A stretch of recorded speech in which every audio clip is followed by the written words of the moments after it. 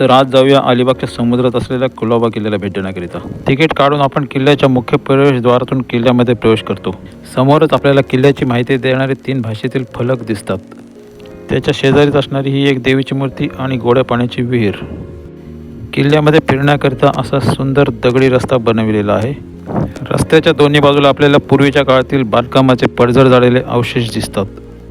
थोडा वेळ चालल्यानंतर आपण येऊन पोचतो या किल्ल्यावरील सुंदर अशा पुष्करणीजवळ। पुष्करणीच्या समोरच आहे हे हनुमानाचे मंदिर आणि हनुमानाच्या मंदिराच्या बाजूला असलेले किल्ल्यावरील गणपती मंदिर। मंदिरामध्ये गणपतीची आणि इतर 4 देवांच्या अशा एकूण 5 मूर्ती आहेत।